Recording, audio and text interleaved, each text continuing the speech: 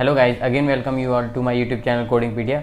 Guys, आज की video में हम कुछ क्वेश्चंस देखेंगे रिलेटेड टू 11th पैथ। ठीक है, आज की वीडियो में हम कुछ क्वेश्चन सॉल्व करने वाले हैं related to 11th path chapter. इसमें सारे जो क्वेश्चंस होंगे वो मिक्स्ड क्वेश्चंस होंगे। ठीक है, यहाँ हम देखेंगे उन क्वेश्चंस को कैसे जल्द से जल्द सॉल्व करेंगे, क्या हम एलिमिनेशन मेथड यूज़ करेंगे, ठीक है, और क्या गाइडलाइन हम वहाँ पे फॉलो करने वाले हैं ऑप्शंस को एलिमिनेट करने के लिए। ठीक है गाइस, तो ये वीडियो काफ़ी इंपॉर्टेंट रहने वाला है। इसमें हम जानेंगे कि हम क्वेश्चंस को कैसे ईजिली सॉल्व करेंगे और कैसे अपना ज़्यादा से ज़्यादा एग्जाम में टाइम बचाएंगे। ठीक है, तो without doing any further delay guys, हम क्वेश्चंस देखते हैं रिलेटेड टू 11th पैथ कि हम कैसे उनको जल्द से जल्द सॉल्व करेंगे।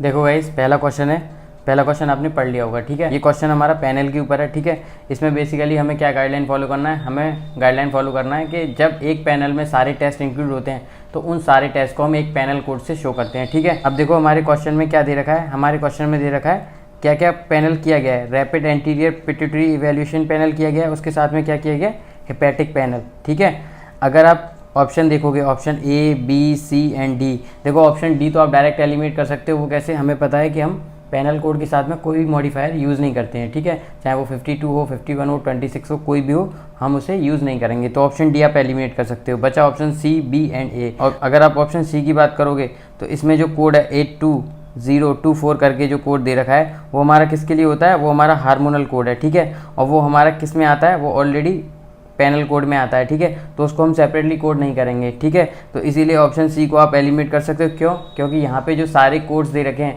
वो सेपरेटली दे रखे हैं, जबकि हमारा डायरेक्ट पैनल में ये कोड इंक्लूडेड हैं। ठीक है, अगर आप बात करोगे ऑप्शन ए की तो उसमें भी सारे कोड सेपरेटेड दे रखे हैं, तो उनको सेपरेटली कोड नहीं करें। मैंने आपको एक चीज़ बताई थी, जब सारे टेस्ट एक पैनल में ऑलरेडी आते हैं, ठीक है, तो उन टेस्ट को हम सेपरेटली कोड नहीं करते हैं, उनको हम एक पैनल कोड से शो करेंगे। ठीक है, अगर आप ऑप्शन बी देखोगे 80418, ठीक है, ये हमारा किसके लिए आता है, वो हमारा आता है combined rapid anterior pituitary evaluation panel के लिए। ठीक है, तो ये वाला कोड जाएगा। और उसके साथ में दूसरा हमारा क्वेश्चन में क्या दे रखा है, वो दे रखा था हेपेटिक फंक्शनल पैनल, तो उसके लिए हम कोड करेंगे 80076। ठीक है गाइज, तो डायरेक्टली हम कोड कर सकते हैं, ऐसा कुछ इसमें रफ एंड टफ नहीं है। हमें केवल यही देखना है कि क्वेश्चन में हो क्या रहा है, हो रहा है हमारा पिट्यूटरी इवैल्यूएशन पैनल और हेपेटिक पैनल। अब गाइज दूसरा क्वेश्चन देखो, अब आपने ये वाला क्वेश्चन भी पढ़ लिया होगा। ठीक है, अब यहाँ पे देखो हुआ क्या है, जो ब्लड सैंपल है वो किस एंटीबॉडी टेस्ट के लिए यूज़ किया गया है। ठीक है, इसमें क्या है, हमारा ब्लड है उसको 4 एंटीबॉडी टेस्ट के लिए यूज़ किया गया है। ठीक है, वो किस किस के लिए, आईजीएम के लिए, सिगेला के लिए, मम्प्स के लिए, टोटल हेपेटाइटिस बी के लिए।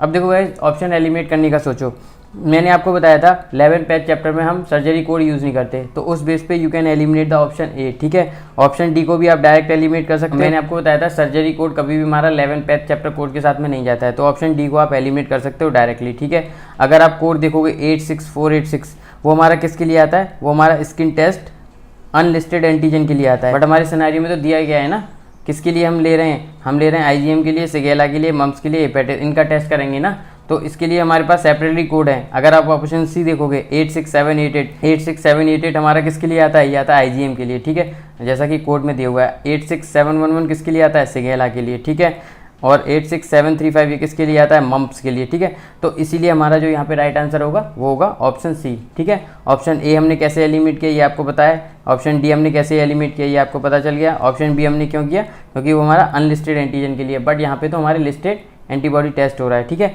इसीलिए हम ऑप्शन बी को एलिमिनेट कर सकते हैं और बचा ऑप्शन सी जो कि हमारा राइट आंसर। अब देखो अगला क्वेश्चन पढ़ो, ये क्वेश्चन भी गाइस आपने पढ़ लिया होगा। इस क्वेश्चन में देखो क्या हुआ है, extended culture of 5 day embryo was complete. Extended culture जो है 5 डे एम्ब्रियो का वो कंप्लीट किया गया है। ठीक है, अब देखो हमें इसमें देखना है ऑप्शन को। अगर आप ऑप्शन देखोगे 89250 वाला, तो वो किसके लिए आता है, वो कल्चर ऑफ oocytes के लिए आता है, वो लेस देन 4 डेज। बट हम यहाँ पे हमारा कितना दिन दे रखा है, यहाँ पे हमारा 5 डेज दे रखा है, तो ऑप्शन बी को आप एलिमिनेट कर दो। ठीक है, वो हमारा मैच नहीं कर रहा है। अगर आप ऑप्शन सी देखोगे 89258, ये किसके लिए आता है, ये आता है क्रायो प्रिजर्वेशन के लिए, बट यहाँ पे हमारा क्रायो प्रिजर्वेशन नहीं हो रहा है। ठीक है, इसको भी आप एलिमिनेट कर सकते हो। अब आप कोड देखोगे डी 89225, ये किसके लिए आता है, ये preparation of embryo for transfer, ऐसा कुछ हमारे सिनेरियो में नहीं दे रखा है। अभी आप कोड देखोगे 89272, इसमें देखो दे रखा है direct extended culture oocytes embryo, इसमें डेज भी दे रखा 4 to 7 डेज, और हमारे सिनेरियो में यही चीज़ मैच कर रही है, extended culture of 5 days embryo, यही हमारा मैच कर रहा है 89272 के साथ में।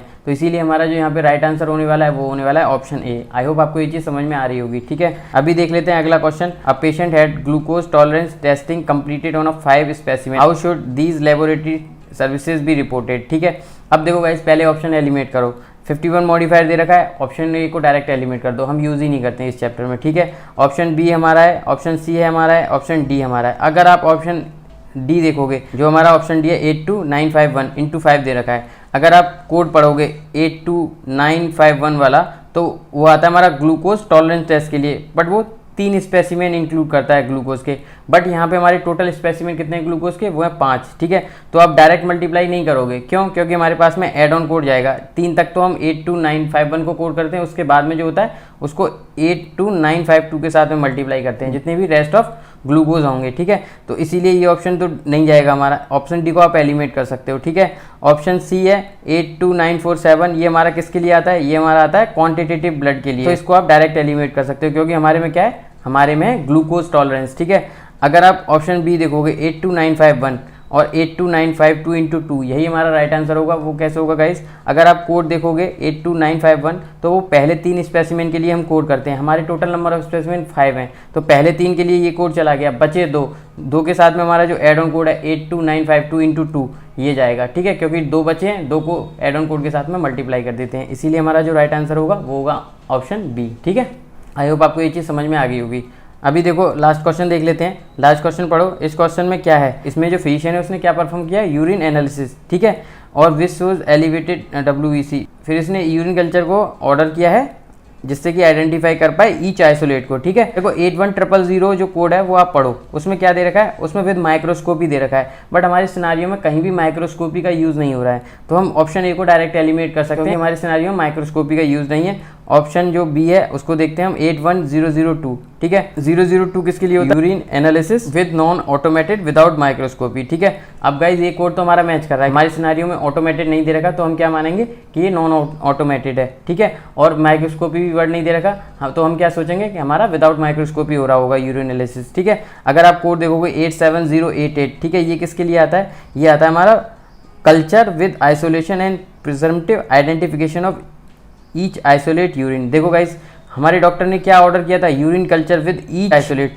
अब ये मैच कर रहा है ना हमारे इस कोड के साथ में 87088 के साथ में, तो हमारा राइट आंसर होगा वो ऑप्शन बी, ठीक है। अगर आप ऑप्शन सी देखोगे, ऑप्शन सी में क्या है 81001, ठीक है, और उसके साथ में 87086। अगर आप 87086 कोड को देखोगे तो ये हमारा किसके लिए आता है, ये हमारा आता है क्वांटिटेटिव कॉलोनी काउंट के लिए यूरिन का, बट यहाँ पे क्वांटिटेटिव कॉलोनी काउंट तो नहीं दे रखा ना सिनारियो में, तो 87086 तो जाएगा ही नहीं, इसीलिए आप ऑप्शन सी को एलिमिनेट कर सकते हो। अगर आप ऑप्शन डी देखोगे तो वहाँ पे भी ये 87086 वाला कोड दे रखा है, तो वो हमारा जाएगा ही नहीं, ठीक है, क्योंकि वहाँ पे हमारा कॉलोनी काउंट थोड़ी हो रहा है यूरिन का, इसीलिए हम ऑप्शन सी ऑप्शन डी को एलिमिनेट कर सकते हैं। हमारा जो राइट आंसर यहाँ पे है वो है ऑप्शन बी, ठीक है गाइस। आई होप आपको ये चीज़ समझ में आ गई होगी। बेसिकली आप कीवर्ड मैच करोगे, कीवर्ड मैच करने के बाद में ऑप्शंस को एलिमिनेट करोगे, गाइडलाइन है उसके बेस पे ऑप्शंस को एलिमिनेट करोगे, और जो बचे हुए ऑप्शंस होंगे उनको चेक करोगे, ठीक है। इस तरीके से आप ये सारे क्वेश्चंस को सॉल्व करोगे। आई होप आपको समझ में आया होगा। ये सारे इंपॉर्टेंट रहते हैं गाइस, क्योंकि कहीं से भी एग्जाम में क्वेश्चन आ सकता है। तो आज की वीडियो में केवल इतना ही। अगली वीडियो में फिर से हम कुछ क्वेश्चंस देखने वाले हैं, जो कि हमारा पार्ट 2 होगा related to 11th batch chapter, ठीक है।